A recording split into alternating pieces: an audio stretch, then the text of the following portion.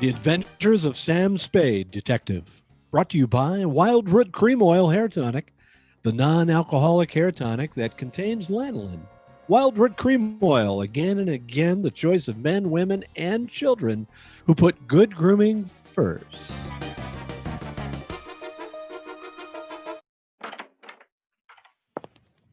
Eddie? Eddie? Eddie? Oh. I waited.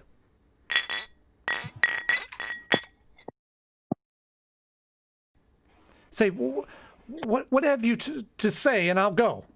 You've been through a tough time, sweetheart. Well, you didn't make it any easier. Do you think it was a cakewalk for me? You think my nerves are made of rubber?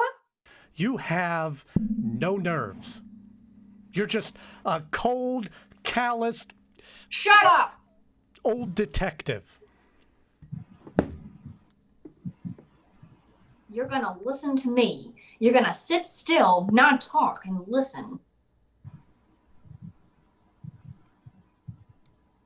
When I'm finished, you can say goodnight or goodbye, but first you're gonna listen to The Dead Duck Caper.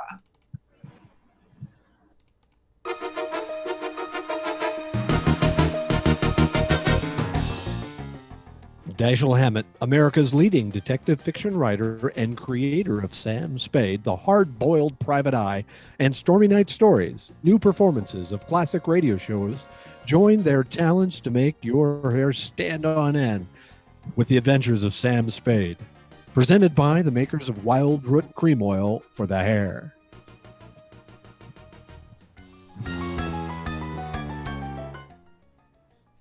It's smart to buy things the whole family can use, isn't it? That's why I say it's smart to buy Wildroot Cream-Oil Hair Tonic. To mom, to dad, to the children, Wildroot Cream-Oil is really a friend indeed. Non-alcoholic Wildroot Cream-Oil with lanolin grooms the hair neatly and naturally, relieves dryness, removes loose, ugly dandruff. I hope you have a big family-sized bottle of Wildroot Cream-Oil in your home. Get Wildroot Cream-Oil Hair Tonic. Again and again, the choice of men, women, and children who put good grooming first.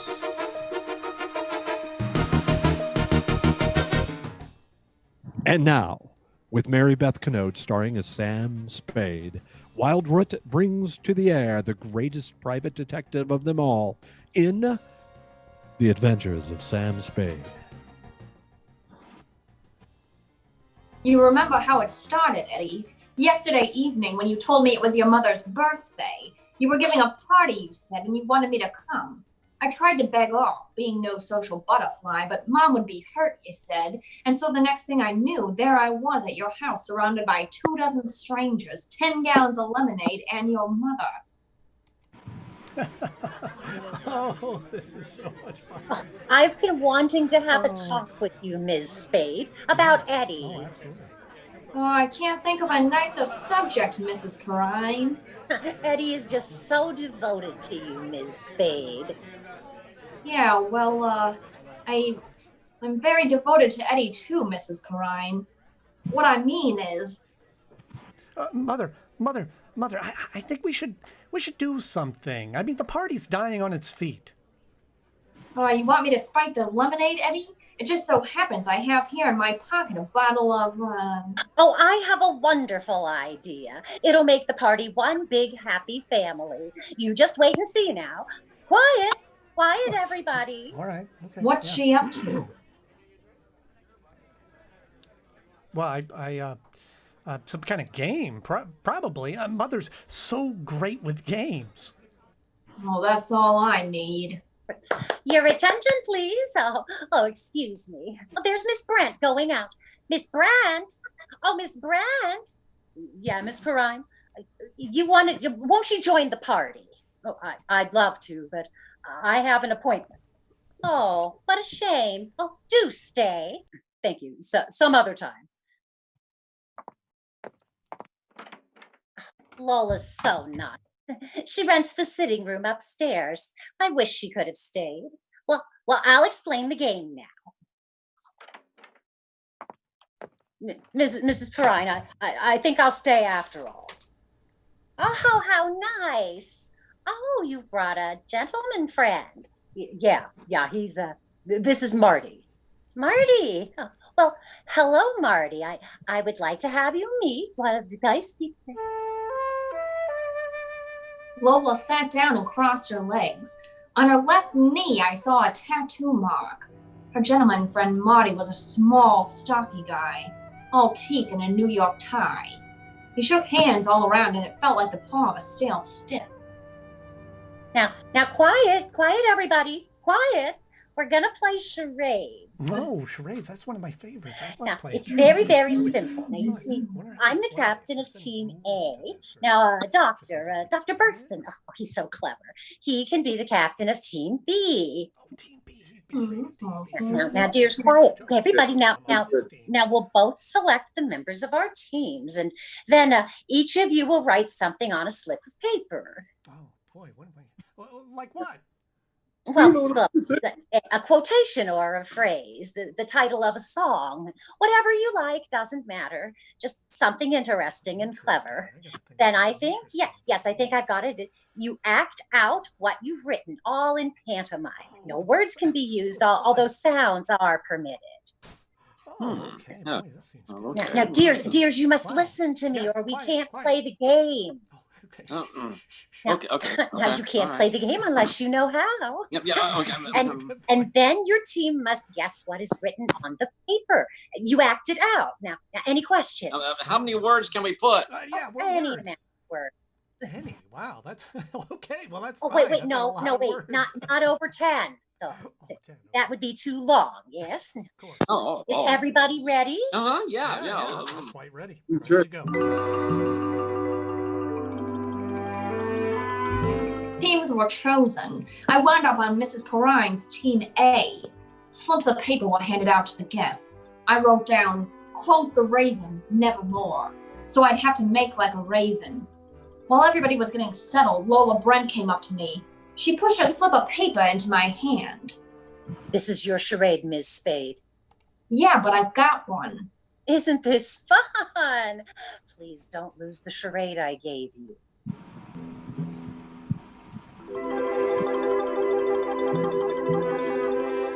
And with that, she lost herself in the crowd. I pushed the paper she handed me into my pocket without looking at it. Her gentleman friend Marty, the little character with New York tie, was out in the center of the floor acting his charade. Quack, quack, quack, quack. Oh boy. He flapped his arms up and down, quacked twice, and rolled over on his back. Nobody got it, so he did it again. A pigeon? I don't know. Goose. Maybe how about a goose? Yeah. Roll over? No. Somersault. Wait a minute, a pigeon, a duck. Yeah, duck. Oh, isn't that That's so wonderful? Now, Team A scores a win there. Wow. Let's good go one. on, please. Mr. Dead Duck, we guessed you. So, will you please get up now? Yeah, we'll go on to the... Oh! What's Sam? Sam, he's dead.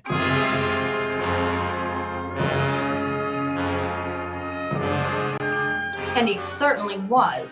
A deader duck I'd never seen. I bent him and his lips were turning blue. Somebody had spiked his last drink with a shot of poison. 1 hour later, Dundee and the homicide boys, including the medic, had taken the stiff downtown. No one could identify him. Lola Brent had brought him to the party, but she'd taken a powder. You and Mom were kind of shaky, so I decided to spend the night on the sofa in the living room. Only used up about 3 hours of it when I heard the front door open.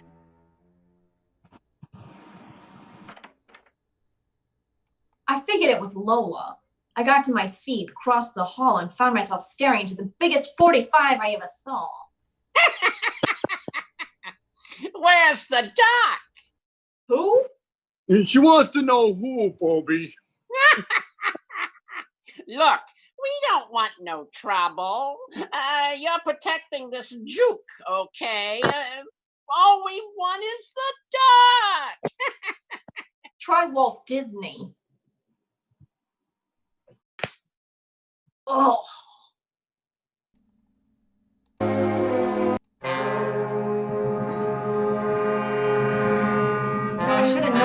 no sense of humor.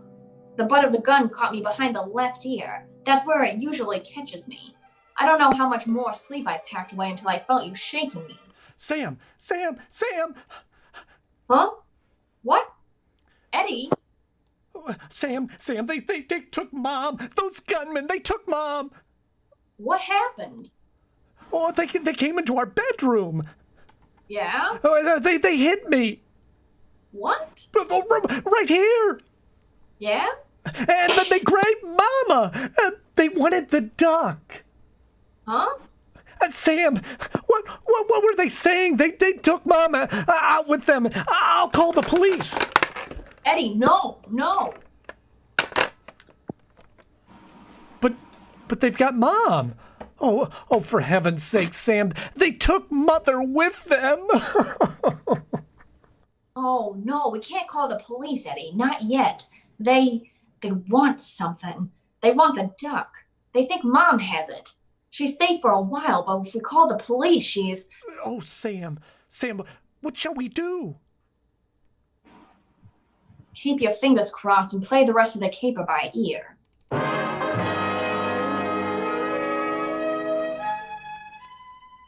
So you promised you wouldn't call the police until I gave you the nod.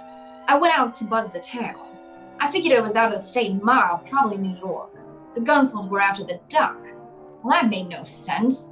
They thought I was the muscle for the juke joint. I hustled over to Jenny the Juke. If she didn't know the score, nobody would. Her place was dark, but finally she opened up and let me in the rear. When I mentioned the duck, she shut down tighter than a clam in December. It's blisters, Sam. Blisters, I tell you. This ain't only the local law. This is the facts. Go away, Sam. My joint ain't juking for the duration. Listen, Jenny, there's an out-of-state mob. They put the arm on my secretary's mother. She don't know the time of day. They pulled the wrong feather. I don't hear a word you're saying, Sam. They're mixed up in the juke joint grift. You know who they are. Where's the duck, Jenny? Sam, you're winging in the breeze. Sam! Now give me the rundown, Jenny, or I'll tear your ears off. I want the old woman back safe. You can't muscle me, Sam. You know why? Because you'll tear my ears off, and that's where you'll stop. That's where they begin. Okay, Jenny, okay. One thing. Can you get word to them? Maybe. Will you try? Maybe. Tell them I've got the duck. I'll deal for the old woman. I'll try. Go back to your office. If I can throw a little weight, you'll get a call. If I can't, you can come back for my ears.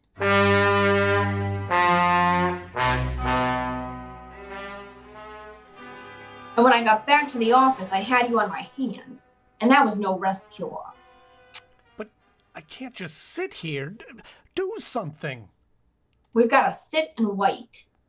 Maybe they're killing her. Maybe... Oh, Sam, please call the police. No, we got to sweat it out. Oh, I can't. I can't go on like this. Ah, Miss Spade, is it? Who sent you? Jenny the Juke. What's your name? I'm Dennis O'Rourke. I'm here to talk about the duck. Good enough. Come into my office. Eddie, you wait out here. Well, but Sam, I... Wait here, I said. Sit down. Well, thank you kindly. Now, I'm a lawyer, Miss Spade. I'm here to represent my client, What's the name? John Doe. Mm-hmm. Jane Doe's big brother, huh? Now, my client has been led to believe that you're prepared to produce the duck. Is that correct? More or less. What's it worth to your client? My client is going to trade the old woman for the duck. This town is loaded with old women. All I have to do is walk up and down Market Street, but there's only one duck. Well, there must be some misunderstanding now. Let me put you straight. I've got the duck. Where? Oh, don't be cute. Your client wants the duck, okay, for 50 G's. $50,000, is it? Yeah, things are high all over. Yeah, but the old woman, this Miss PERINE, aren't you interested in her? Now listen, you can do whatever you like about the old woman. So you got an old woman. Get rid of her however you want. That's your source. What's important is that you want the duck. I want 50 grand. Do we play? Well, now all right. Well, wait.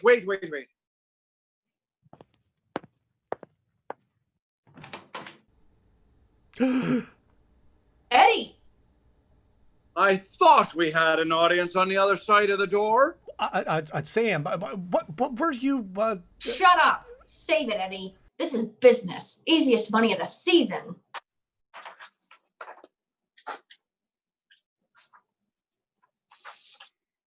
Well, now, if you're ready to talk business, we'll go down and talk to my client, Miss Spade. Now. Then let's go. Sam, what I heard you say, you didn't mean it. Oh, Sam. You've known me a long time, Eddie, but maybe you don't know me.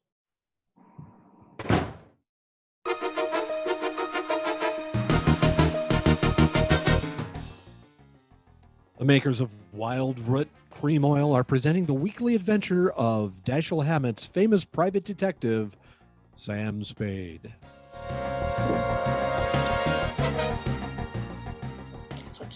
Now, here's an important news on good grooming. If you want the well-groomed look that helps you get ahead socially and on the job, listen, recently thousands of people from coast to coast who bought Wildroot Cream-Oil for the first time were asked, how does Wildroot Cream-Oil compared with the hair tonic you previously used? The results were amazing. Better than 4 out of 5 who replied said they preferred Wildroot Cream-Oil. Remember now, non-alcoholic Wildroot Cream-Oil contains lanolin. It grooms the hair naturally, relieves dryness, and removes loose, ugly dandruff. So, if you want your hair to be more attractive than ever before, get the generous new 25-cent size of Wildroot Cream-Oil, America's leading hair tonic, on sale at all drug and toilet goods counters. It's also available in larger economy bottles and the handy new tube. Get Wildroot Cream-Oil, again and again the choice of men, women, and children who put good grooming first.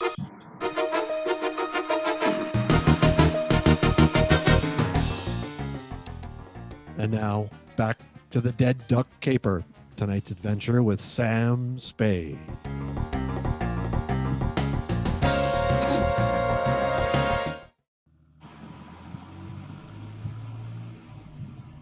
The car that drove us down the peninsula was brand new. I could tell by the way the upholstery smelled and the careful way the driver handled it.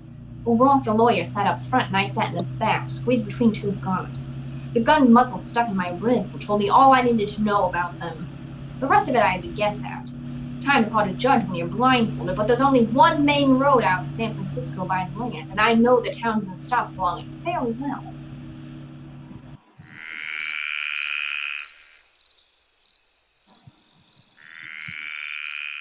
About 20 miles out of the city, the car turned off the main highway onto a gravel road.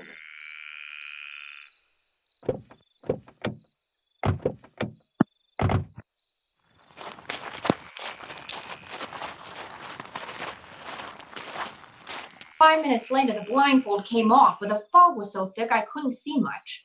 The Gonnips pushed me ahead of them into a shack that looked like a summer vacation cottage with a sign over the door that said, "Bideaway."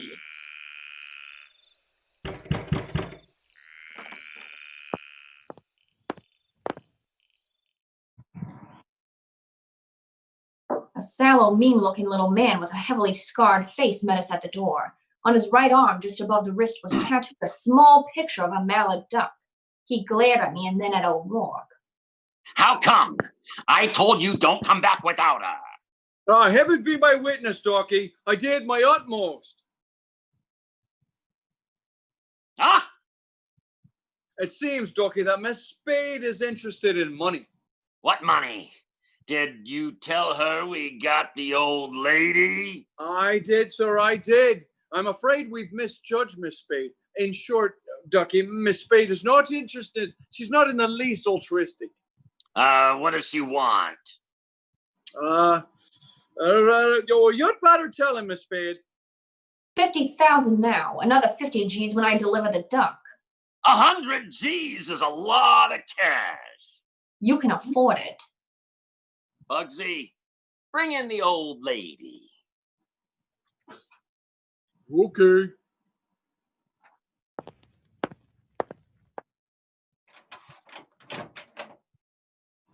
In here, sister. I do wish that you'd explain to Mr. Morton. Sam! Well, it's high time. Do you know these men? This is a cute trick, Ducky, but it's gonna cost you. The lady spoke to you, Sam. I told you it's gonna cost you letting her see me here. The longer she stands here staring at me, the more it's gonna cost you. Oh, Sam, what is it? If I've done anything at all to make you angry, I'll... Get her out of here! Mr. Morton said you were going to call for me, Sam. I don't understand. I don't know what I did. There now, Mother. Let's go. Come along now. Don't worry about a thing. Right in here. Here we go.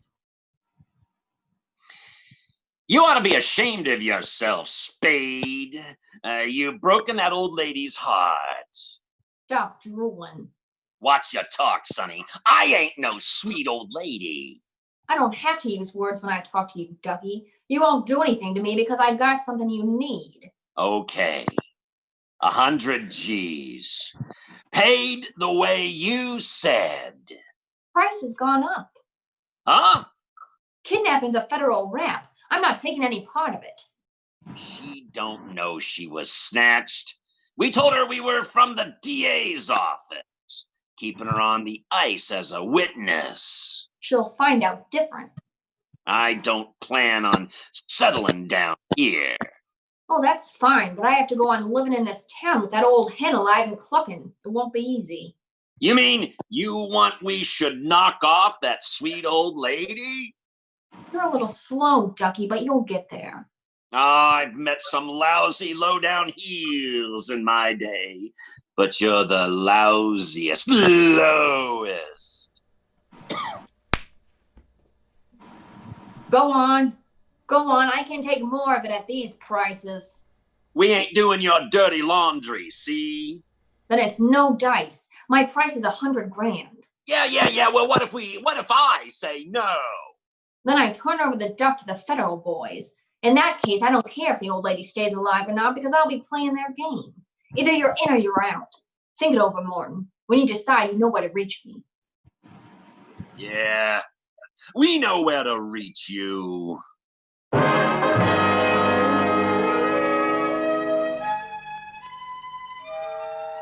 They drove me back to town blindfolded. When they let me out of the car, all I could see without the blindfold was the corner of Post and Kearney.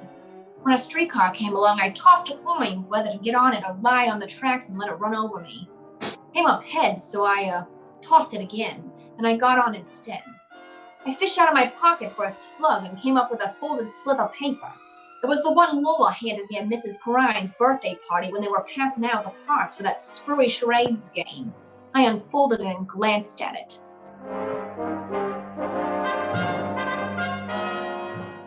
Then I read it over very carefully. The writing was hard to make out, but what I could read of it said, "Help me! That man Marty has followed me here to kill me. If I get out of here alive, Maxie's Arcade. I have $100.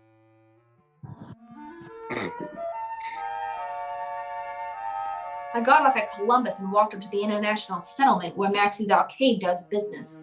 It's what they used to call a penny arcade before inflation set in.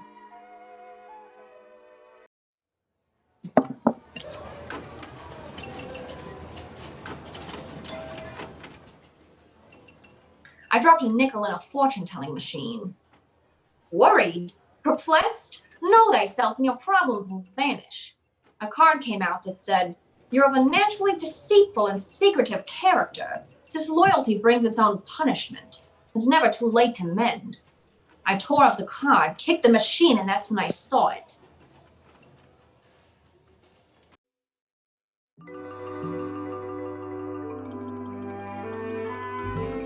It was a narrow little booth, muffled in drapes, and the sign over it said, "Salty Hawkins, Tattoo Artist." A card pinned to the curtain showed some typical tattoo designs. Anchors, mermaids, fancy initials. but one had hand-drawn picture pasted over it. It was a mallard duck, the same as the tattoo mark I noticed on Ducky Morton's wrist. I pulled the curtain aside and went in. Yes, sir. What can I do you for, mate? What do you know about the duck? Oh, in your gym, mate? That's no freshwater bird whereabouts. How about the new one you just put up on your cart outside? Oh, that one, eh? No whereabouts. On the arm? 2-3 color job? On her leg. Oh, whereabouts? Her left knee. Well, that's right, mate. It was on her knee. Did she have it remove it for her? Right as the tar, mate. Know why? Look, mate, if I did, I wouldn't be telling strangers about her secrets. All right, where is she? No, don't take it easy, mate. Take it easy. I haven't got time to take it easy, mate. Talk. Oh, I was going to tell you anyhow. She says it to me. She says, if someone comes in, don't... All right, shut up. Where is she? Right in the back room, mate. Oh.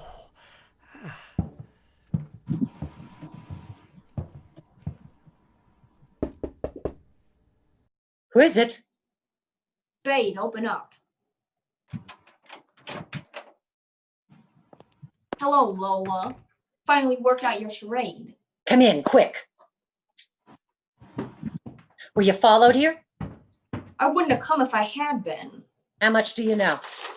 They want you $100,000 worth. You tell me why. Seen Ducky Morton? Yeah, Didn't he tell you? I want to hear it from you. Don't believe anything he says. More than a year, and he didn't even give me the time of day. He says he wants me back that way. He's a liar. How does he want you back? With rigid mortis, he wants me back. I'm taking an awful chance opening it up to you like this. Let him catch me, they'd only kill me. Humane. You was to let the DA people get at me. Ducky's mob would lay for me then, if it took him years. And God, gee, you don't know, Sam. They torture girls. What the mob would do to me if I had to testify against them. Okay, I take your word for that. Who are these DA people you're talking about? You never heard of Ducky Morton before? I heard his name. I thought he was knocked over when they had that big racket busting show in New York years ago. Yeah, I guess a lot of people thought that. It wasn't healthy to mention Ducky's name. What was the racket? Juke joints. Giving Mickeys to servicemen, rolling them. That's why the feds are helping the DA's office. They arrested hundreds of girls and held them as material witnesses. Only they want me most of all. I'd worked the joints, you see, and then I was Ducky's girlfriend during the duration. I think you'd only be too happy to tell what you know about him in court. Gee, I would if I did, but you don't know. The DA's office say they'll give a girl protection, but how can they? What are you doing in San Francisco? Running away? Had a ticket on a boat. I was going to Honolulu, but they was watching the boats. So then I found this room out in Oakland. Mrs. PERINE was real nice to me. I never thought they'd find me there. And then Marty showed up. Honest, it was just a Mickey I put in his drink, just like we used in the joints. I never knew it would kill him. You're a brave kid, Lola. Now look, Ducky offered me $100,000 to deliver you. Would you take a chance on me fighting it out with him for half of that? For 50 grand? Sister, where are we meeting him?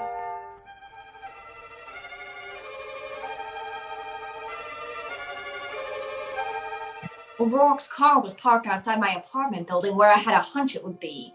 The two gunners picked us up at the door, unloaded my hardware, and marched us up the stairs.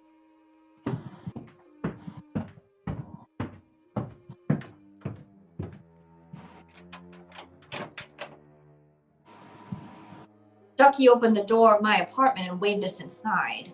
Listen, Ducky, listen, honey, you got it all wrong, see? The plant outside. You two. Ducky, listen to me. Sit down. You too, Lola. Ducky, I swear I never said a word. I'd never talk, Ducky, even if they chopped my head off. We'll take your suggestion up a little later. I've got a conference with Ms. Spade here. Bring the money? Don't crowd me. There's that other matter. The old lady. How about the old lady? I keep my word, Spade. You deliver the duck, okay.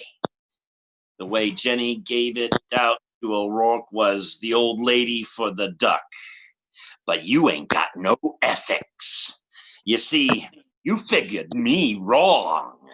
I don't kill old ladies. You're gonna kill the duck? I ain't no old lady. No, you ain't. And you ain't gonna get any older either. And neither are you, Spade.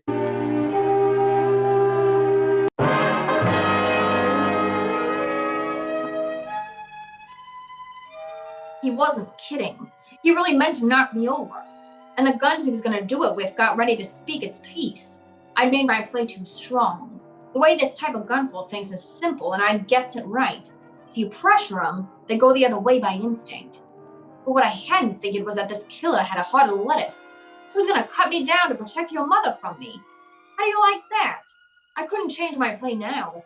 The wheel was already spinning, and so was my head. I tried to brace myself and wait for the blast. Oh, every little movement has a meaning of its own, a meaning of its own, a meaning of its own. Oh dear, I dropped the tray. Mrs. Perrine, what are you doing here? I was just making some coffee for the boys. Oh dear, I've broken your cups. That's okay, Mother. We'll take care of it. Bugsy, pick it up. Oh, thank you, Mr. Bug. Well, I'm so glad you got my message, Sam. Didn't Eddie come with you? Yeah, no. I wanted to surprise you both together. I hope you don't mind my taking over the kitchen. It was so late and the boys were getting hungry, so I offered to make them coffee and hot cakes. Well, that was very nice of you. Mr. Morton, put that pistol down for a moment and help me with the coffee. Sure, Mother. Thank you. Oh, we've had such a good time. I've never been up so late in my life. Mr. Bugsy and I played a game called Blackjack, and I won $50. Wait till Eddie hears about that. Yeah, wait till he hears.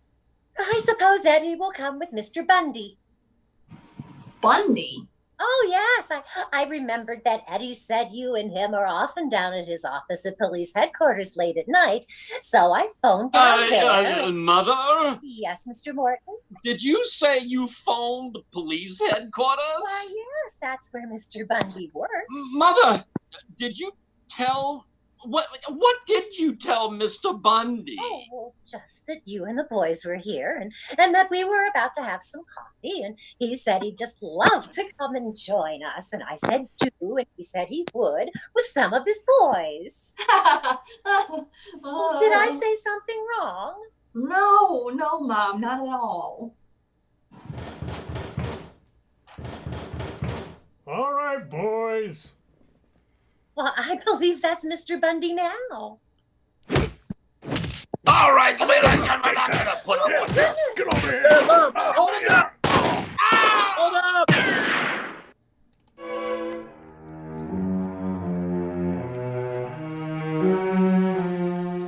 When the smoke cleared away, Ducky Morton and his hoods were playing dead duck for keeps on my living room rug. And that rug just come back from the cleaners, too. Dundee and the boys from Homicide took Lola Brent away with them. After it was all cleaned up, I found your mother out in the kitchen. Well, Sam, I just made another pot of coffee. Oh, Oh, it's okay, Mom. It's okay. It's all over now. I know. I've been holding this back. Sam, I've never been so frightened in all my life. How does Eddie stand it? You played it good, Mom. You played it real good. Did I? Was I as brave as Eddie? Braver. And not only that, you got more brains.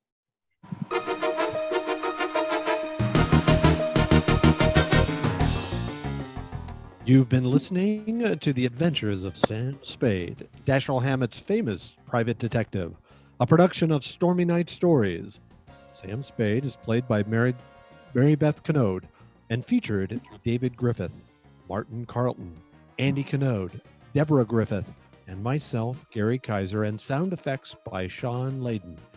The Adventures of Sam Spade are written for radio by Bob Tallman and Gil Dowd. Join us again next Thursday for another Stormy Night Story.